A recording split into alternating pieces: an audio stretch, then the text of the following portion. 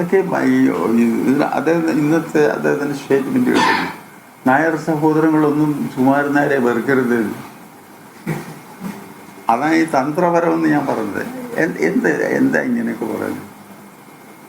നായർ സഹോദരന്മാരൊക്കെ NSSനോട് കൂടി നിൽക്കുന്നവർ NSSനോട് കൂടി തന്നെ. ഈ ലോകത്തുള്ള നായന്മാർ മുഴുവൻ NSSകാരാണെന്നൊന്നും എനിക്ക് അഭിപ്രായമില്ല.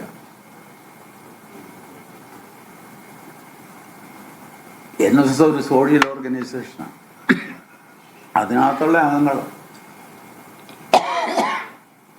അവരെന്നെ ഒന്നും വെറുക്കത്തൊന്നും.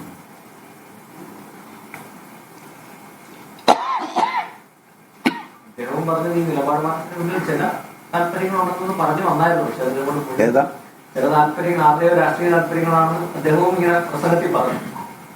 എന്റെ രാഷ്ട്രീയം? ഒരു രാഷ്ട്രീയ പാർട്ടികളും ഇതിനകത്ത് പറ്റും. പലരും പലതും കൂട്ടി എഴുതുന്നുണ്ട്. തലേ ദിവസം മറ്റോ ഇവിടെ ശ്രീരമ്പിള വന്നു. ശ്രീരമ്പിള 2 ബുക്ക് തരാമെന്ന് അദ്ദേഹം എഴുതിയ ബുക്ക് തന്നു. അദ്ദേഹം സ്ഥാനത്തുനിന്നും പോയി. അദ്ദേഹം ഇനി സ്വസ്ഥമായിട്ട് വക്കീലായിട്ട് അവിടെ പ്രാക്ടീസ് ചെയ്യാൻ പോവാന്ന് പറയാനും കൂടെ വന്നു. അല്ലാതെ അതിനകത്ത് ഒരു ഇതുമില്ല. ഇവിടെ അവിടെ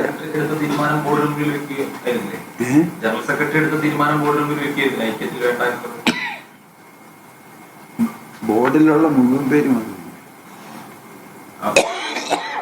ഒരാളെ ഉള്ളൂ വരാതിരുന്നത്. അത്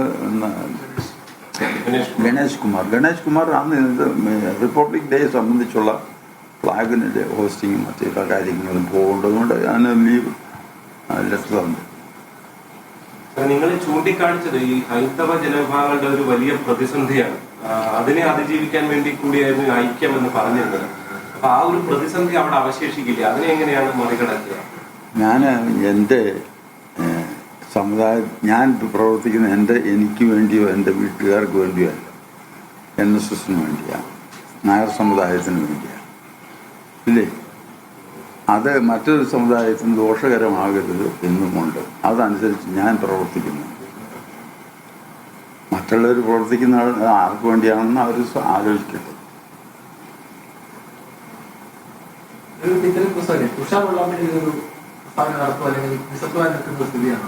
ആരാ?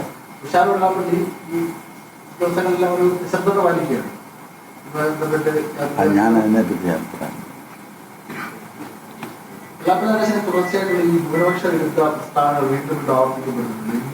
ഭൂരിപക്ഷം ഞങ്ങൾക്ക് അതിനൊന്നും കിട്ടിയ സാറേ, അങ്ങനെ വിചാരിക്കണ്ട. ഞങ്ങളിവിടെ ഭൂരിപക്ഷവും ന്യൂനപക്ഷവും അതുപോലെ തന്നെ എല്ലാ സമുദായങ്ങളും എല്ലാ മതങ്ങളും ഒരുപോലെ പോകണമെന്ന് ആഗ്രഹിക്കുന്നു. ഞങ്ങളുടെ ബൈബിളിലെ ഏറ്റവും പ്രധാനപ്പെട്ട മൂല്യമായ അടിസ്ഥാനം. അത് തെറ്റിച്ചിട്ട് ഒരു പരിപാടിയും SNDP NSS ഐക്യമാകുകയായിരുന്നെങ്കിൽ ഈ മൂല്യങ്ങൾക്ക് വിധേയമായിട്ട് മാത്രമേ ഞങ്ങളാകൂന്ന് കണ്ടീഷനാണ് പറഞ്ഞത്.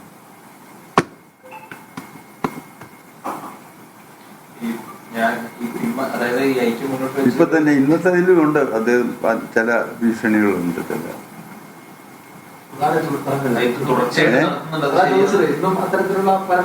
അതെ, ഇപ്പം നമുക്കിപ്പോൾ ഇതൊന്നും കൂട്ടുപിടിക്കാൻ കഴിയില്ല. ഞങ്ങൾക്ക് അദ്ദേഹത്തെ പറ്റി ഒരു ആക്ഷേപം കൂടുതൽ പറയാനും.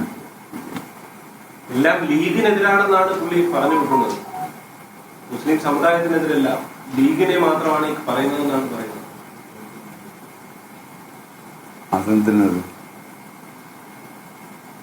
ഞങ്ങൾ പറയുന്നത് ആരോടും എതിരിടാൻ പാടില്ലെന്ന്. എങ്ങനെ യോജിക്കും? ഇത് തമ്മിൽ എങ്ങനെ യോജിക്കും? പിന്നെ എങ്ങനെ ഐക്യം ഉണ്ടാവും?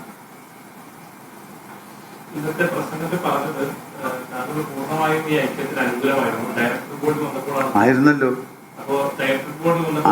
അത് കഴിഞ്ഞപ്പോഴല്ലേ ഇങ്ങനെ ഈ പച്ചല വെച്ച് ഊതുമല്ലോ. പച്ചല വെച്ച് ഊതത്തില്ലേ? ഊതി ഊതി ഊതി ഊതി വന്നപ്പോൾ ഇല തെളിഞ്ഞു എന്ന് പറഞ്ഞാൽ ഇത് ഒരു കണക്കിന് അത്രയും താമസം വന്നത് നന്നായിന്ന് എൻ്റെ അഭിപ്രായം. കൂടിക്കാഴ്ചയ്ക്കോ അല്ലെങ്കിൽ കോണ്ടാക്ട്സിനോ. അതുകൊണ്ടാണ് ഇത് മുഴുവൻ ഞങ്ങൾക്ക് മനസ്സിലാക്കാൻ. അവർക്ക് അതിനപ്പുറത്തൊന്നും പ്രവർത്തിക്കാൻ ഒക്കത്തില്ല. അപ്പോൾ അതുകൊണ്ട് അവർ ആ രീതി പ്രവർത്തിച്ചോട്ടെ. ഞാനതിന് തെറ്റും പറയുന്നില്ല. അവരുടെ നയങ്ങളനുസരിച്ച് അവർ പ്രവർത്തിച്ചോട്ടെ. ഞങ്ങളുടെ നയങ്ങളനുസരിച്ച് ഞങ്ങളും പ്രവർത്തിക്കാം.